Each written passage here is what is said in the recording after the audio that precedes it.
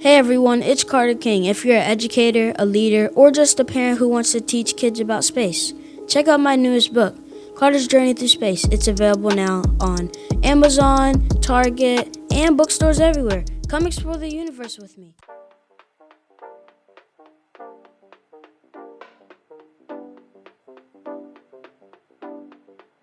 Welcome to another episode of the Contagious Culture Podcast. I'm your host, Kyle King, and the goal of this podcast is simple: to help you create environments where people thrive. Through real conversations, practical strategies, and powerful stories, we equip leaders, educators, and change makers just like yourself to build cultures rooted in purpose, performance, and authenticity. Because culture isn't something you talk about, it's something you live. This is the Contagious Culture Podcast. Let's get started. Welcome back to another episode of the Contagious Culture Podcast. I'm your host, Kyle King, and the goal of this podcast is simple: to help you create ecosystems and environments where people thrive. Look, I have the cook of the family on here today. Somebody I am so excited to talk to.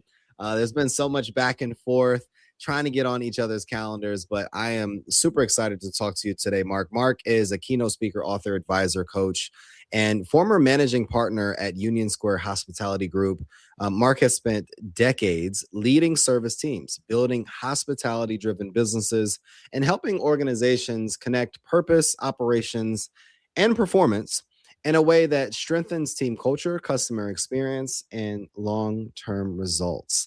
His work is rooted in a simple but powerful idea: service teams do not need another pep talk, they need clarity. And I am super excited about this conversation because I read a book or saw a post. I don't remember what it was, and it was about this idea of unreasonable hospitality. Have you heard the framework before? Of course, yeah. Will So, Guidara and I worked for the same company, so that's oh my that's a gosh! pretty. So let's do it. So let's We get into drank it, the Mark. same Kool-Aid, so that's Let's great. do it. How are you feeling, my friend? I'm feeling really great, really awesome. Thanks Man, thanks for having me. Of course, your energy is always unmatched. I'm so thankful for me to even have the opportunity to interview you as well. But for people that don't know you, that are just getting to know you, Sure. and maybe I missed some things in the introduction. Who are you, Mark? Yeah. I'm Mark Maynard, and I I love being asked that question because depending on who's asking, I want to kind of give a different answer. Yeah. I try not to lead with you already did my intro. So I'm someone who's on a quest to help people. And after leading teams for so long, I've kind of found that I derive joy out of bringing other people joy. Yeah. And what I found in the space of contagious culture is that we're speaking the same language, you and I. So it's no accident that you and I are speaking again. But so many of us put up obstacles, and my job is to help people remove those obstacles. And it's more than my job. I see it as my calling. And now at this stage in my career, I can do that without having to run a restaurant or a jazz club or a bar. Yeah. I have so many questions. Earlier in the conversation, before we even started recording, you were mentioning you were preparing to host this evening, and you continue to say that you love entertaining. And I grew up in a family where we always had different things going on. My parents loved to entertain. I think I definitely got bit by that bug because I love to have people over and entertain. Yeah. But I'd love to ask, just from a personal level, like, what is it about entertaining that fills your cup? I grew up in a house where we were always entertaining, or my parents were, and so I was their busboy and their dishwasher, even in our house. It's this really basic human exchange of hospitality, and when you call yourself a host, that means there needs to be a guest. As opposed to calling yourself a business person or an entrepreneur or whatever, which we all are as well, then that person is a customer. But when you think of yourself as a host, you therefore think of the other person as a guest. That's And good. one of the things that I've been really honestly researching is, why does that hospitality, why does that feeling of hosting someone get stripped away when we introduce commerce? Hmm. And it's something that really baffles me. Yeah. So instead of saying, "Hey man, come on in, welcome," we say, "Do you have a reservation?" Or so I think that That is kind of true.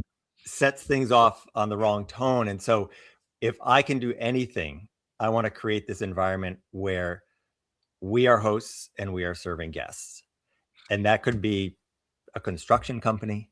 Yeah. That could be a restaurant. Obviously, it could be a law firm. It could be a podcast. I mean, you're a Yeah. host. Yeah.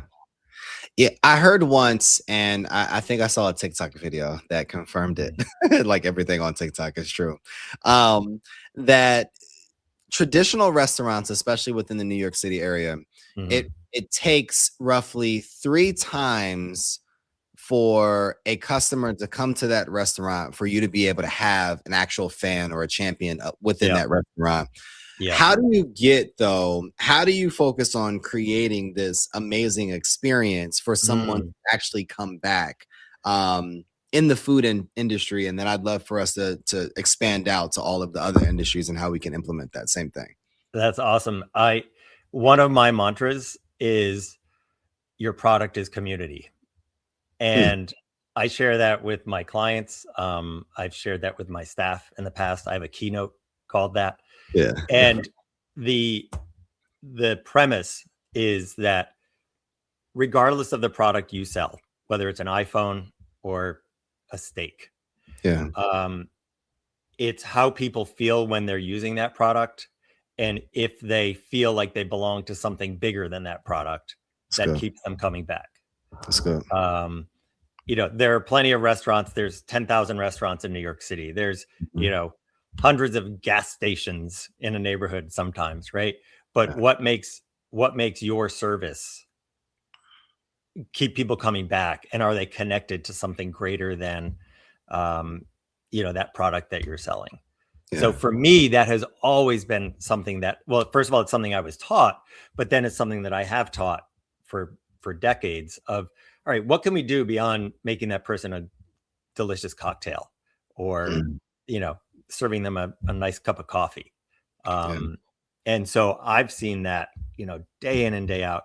And by the way, I especially saw that during COVID, where the organizations, regardless of what they were, but the service organizations that had built a community around their brand, uh, engendered loyalty from those guests. And those are the places that those people went to when they dared go outside. That's good. I love You how know, you said the product is your community. Like the yeah, product is the community. And I agree with you, even during that time, you couldn't keep me inside. Like there were yeah, certain places and restaurants because I was I feel like a part of their culture, a part of their community. We knew people at these places that we still as a family went to. And somebody like you, I love talking to professionals like yourself because you've had such a long and meaningful journey in hmm the yeah, hospitality and service leadership space. right. Like, what first pulled you into this world? Like, I know there's a Uh, story behind it. of course, there's always a story, right? Um, so first of all, I grew up in a family where my father was a dentist and my mother was a chef. And Wow. there were two things I knew I wasn't going to do. I wasn't going to go to dental school or medical school, and I was definitely not going to go into the restaurant business. There it is. And so I was the artsy kid of the family. I Yeah. I went and I studied landscape architecture, and so I had Okay. long floppy hair and wore, combat boots and all that stuff. Um, and at a certain point, I moved to New York City, Got it. and I realized I didn't love the career that I had identified with for my Hmm. entire life. I was in my mid 20s. I'd said I was a designer since I was a little kid, Yeah. and I got a part-time job at a restaurant. And for 2 years, I sort of waffled between these two jobs. Um, and I realized I had to sort of overcome some shame that Mhm. I liked my restaurant gig more than I liked what I've been devoting myself to for the past 10 years. Interesting.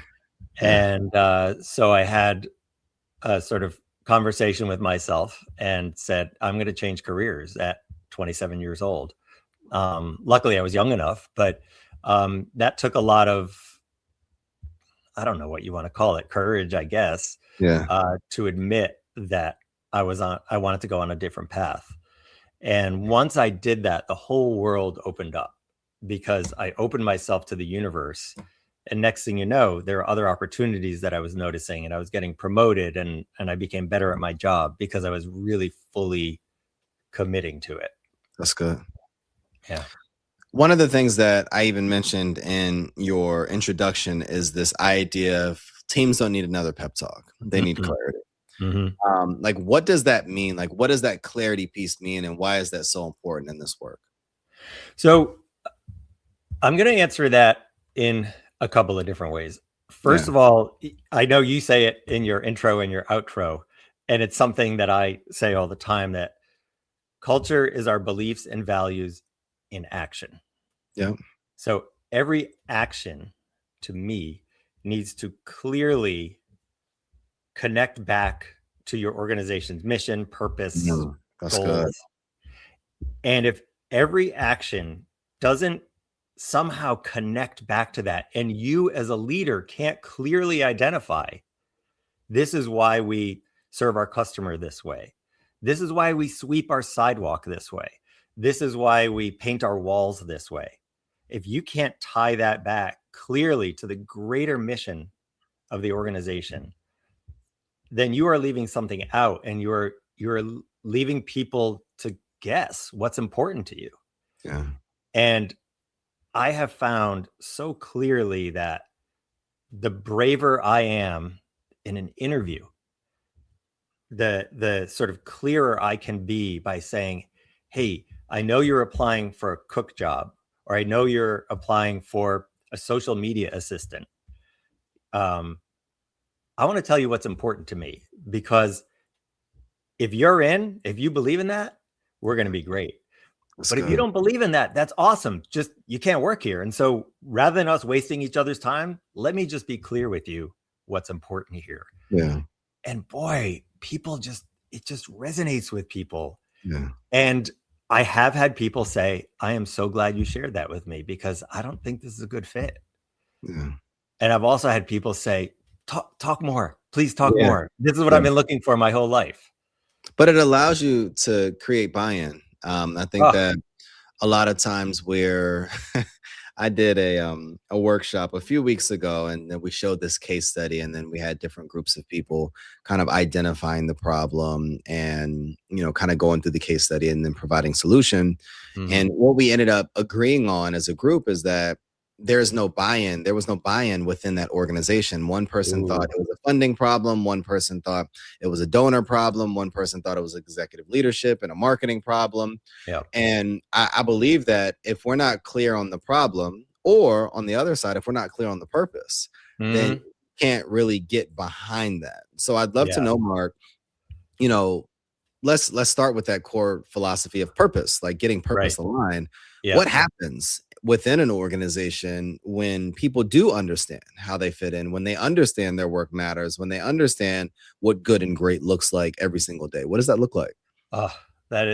Like you're just, it's like heaven is what it's like. Because it's when we all know what our goal is at the end of the week, year, for eternity, whether we're an accountant, whether we're in sales, whether we're the maintenance guy, we all tend to pull in the same direction. Yeah. And that purpose can manifest itself differently depending on your role. Exactly. So it opens, it's that idea of belonging and buy-in, but it also opens up the incredible potential for each person to contribute in her or his way that is unique to them. Yeah. That makes it stronger than if it just comes down from one person to say, this is the only way to do something. Yeah. When you can say, this is our end goal, this is what's incredibly important to me as a leader or us as an organization, tell me how you think we can get there.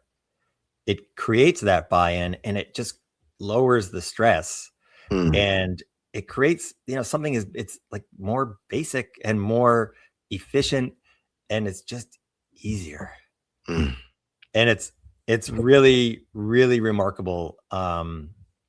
And I've got so many examples of, of my businesses, but really even more my clients' businesses, where it's just amazing to work with purpose-driven leaders who align their companies I work with a lot of not-for-profits to move the ball forward. And of course, it's really impressive.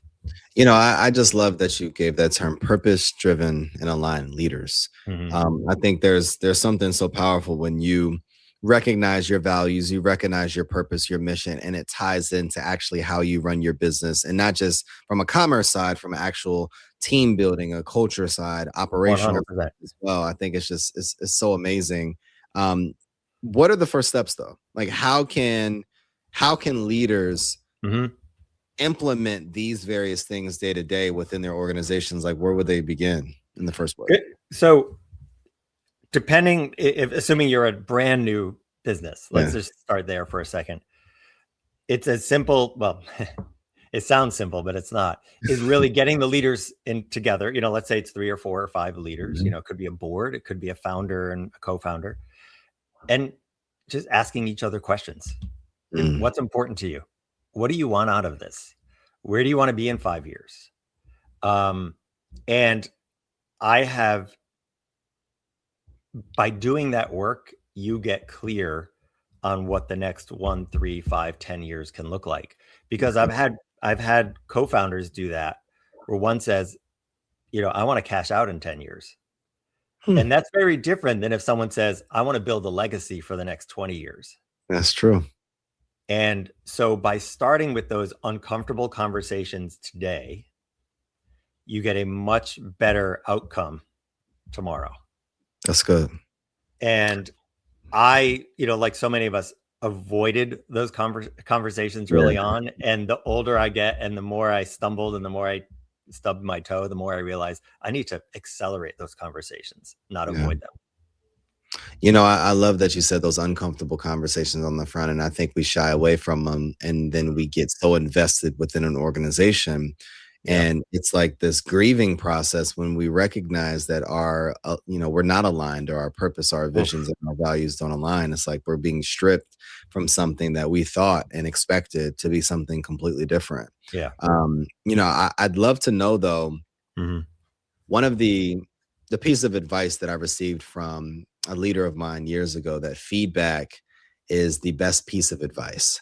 Right. And that feedback doesn't mean that it's bad. It just helps you identify the areas that we could potentially grow.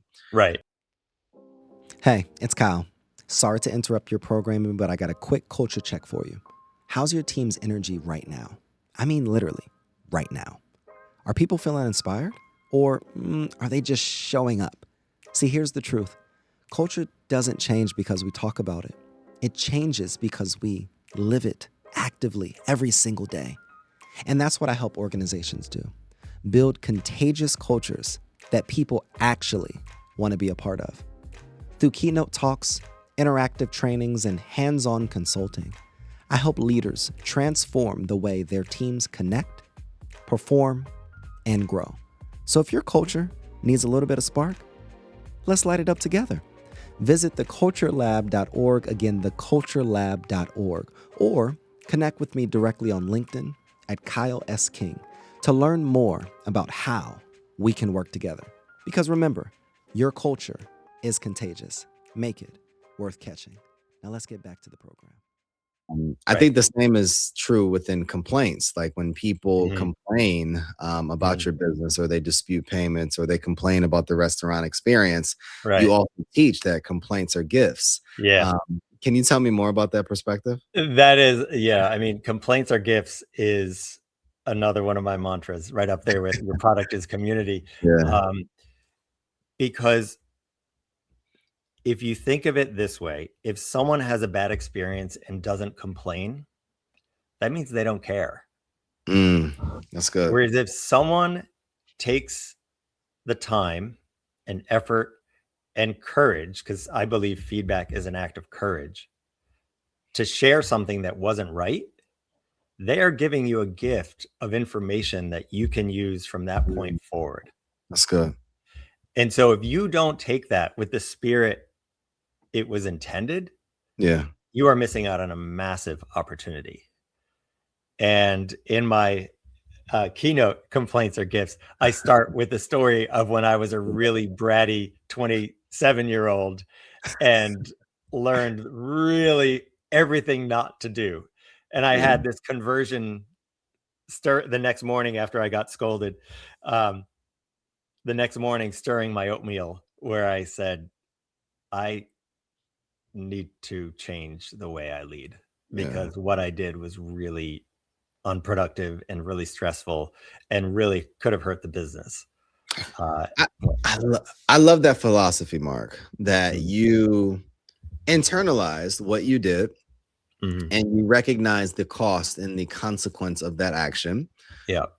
For a leader that receives complaints, receives feedback, receives potentially even dispute payments, but hasn't taken the time to be introspective, to internalize, to humble themselves, to be able to identify what's best for the business. What would you say to that person? And how do you feel like they can actually go from that person that is that bratty 20, 30, 40-year-old to the person that's actually building something meaningful?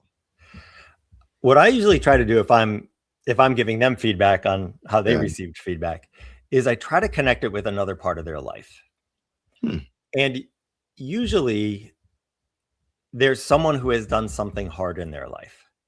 Maybe they've studied a musical instrument. Maybe they're an athlete. Maybe they're, trying to become a better dad. And I'll just ask them, is there any other time in your life where you've gotten some negative feedback? Yeah, my coach tells me I'm not running hard enough, or whatever, something like that. And I say, okay, how did you get to be a better runner? Well, my coach told me I had to, do X, Y, and Z. And I was like, and how did that make you feel? Well, I was really mad at him. And I said, of course, this is, something I've tried a bunch of times. Typically the person says, well, I hated him, but I got faster. So usually I try to do something like that. Of course, not everyone's into sports. So, it could be an academic thing or an artistic thing. But I just try to not be scolding. That doesn't really help anyone. That people just shut down. So I think asking open-ended questions, what do you think you could have done differently, is a good question. What would an outcome have been that you would have liked? Just asking some of those questions, and the more open-ended questions, the better. I'd love to know, I love what you just mentioned. It's kind of like this mindset shift, this perspective shift. I'd love to know, what are some of the things that you're seeing, Mark, in regards to just frankly average service-based teams versus the ones that are really extraordinary? A friend of mine, he always talks about, Dan Gingiss, this customer experience journey that people go on and creating immersive and experiences that people remember, like extraordinary experiences. Right. But I'd love to know, what are some of the behaviors or the habits that create that type of experience? So the bond between members of the and their connection to that purpose is really where I've seen the extraordinary teams. And I've read, as you might imagine, like you, I've read a lot. And I remember reading something that Adam Grant, the organizational psychologist, wrote. He said, the bond between people is less important than their bond to the mission.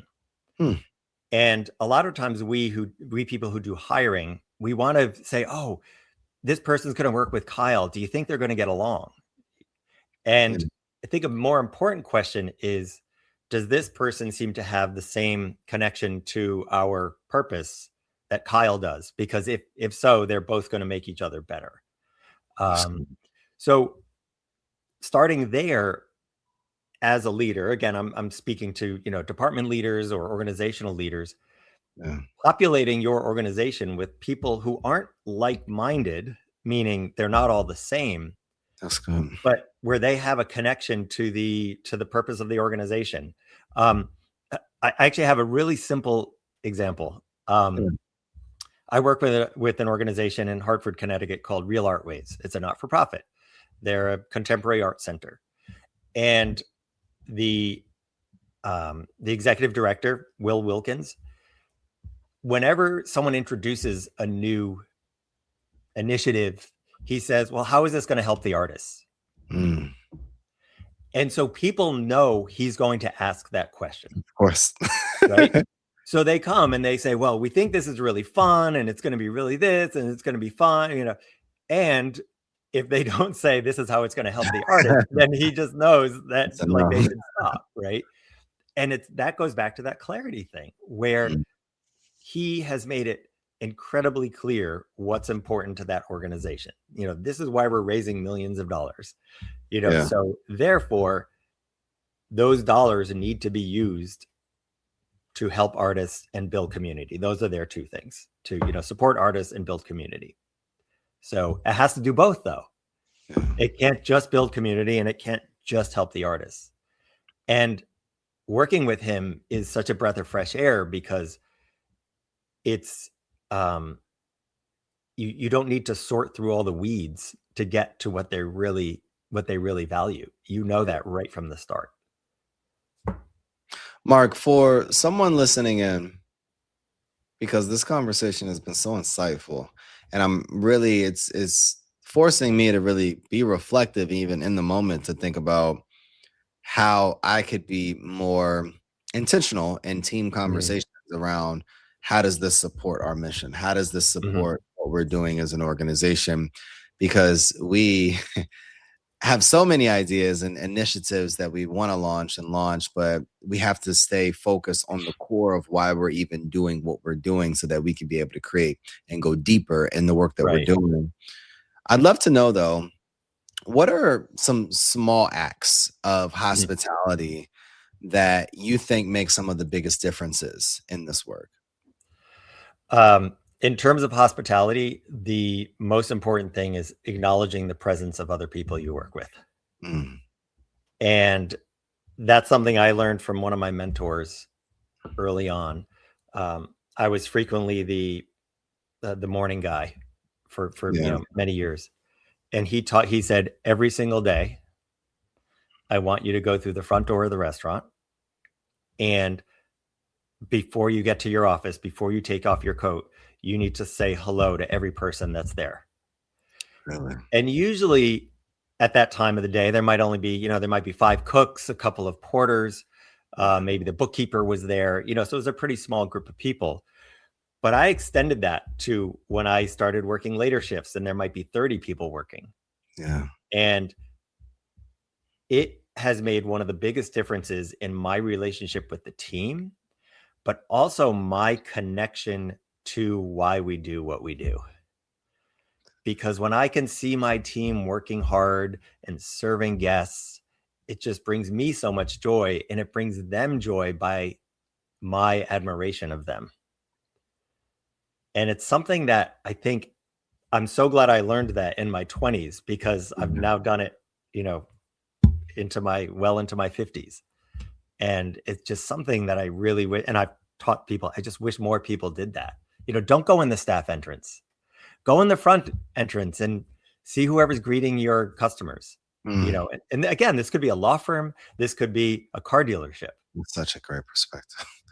Mark, that's such a great perspective. I, again, challenging myself, when I was an advancement director at a school, even a teacher,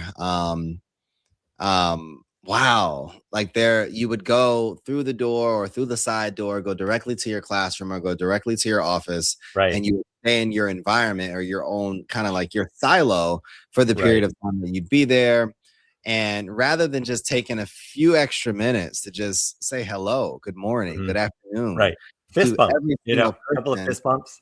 That's in the building. I just feel like that small act can create relationship, can create connectivity, and can create an energy and culture within the building. And just imagine if everyone did that.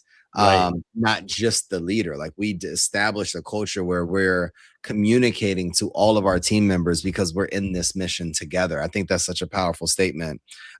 Mark, what is one truth that about leadership, about service in this sector that you wish more people took seriously? Judgment kills. Tell me more. When I was a young kid, I was bratty. I thought I was the kid who, metaphorically would be in the back of the classroom spitting spitballs at the teacher. I never actually did that, saying they don't know anything. Yeah. And when you are sitting opposite someone, whether it's a customer or an employee or a colleague or your boss, Mm-hmm. and you enter that conversation or that interaction with a judgment that you've already figured them out, you figured out their agenda. That's good. You are closing off the opportunity for connection. And in the case of a business, potentially closing off the opportunity for loyalty over years and years and years. And that is one of those things that I've had to get a lot better in.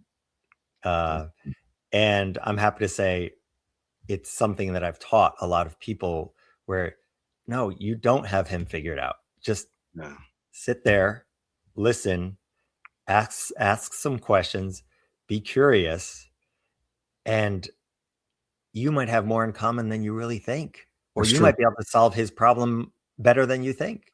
Agreed.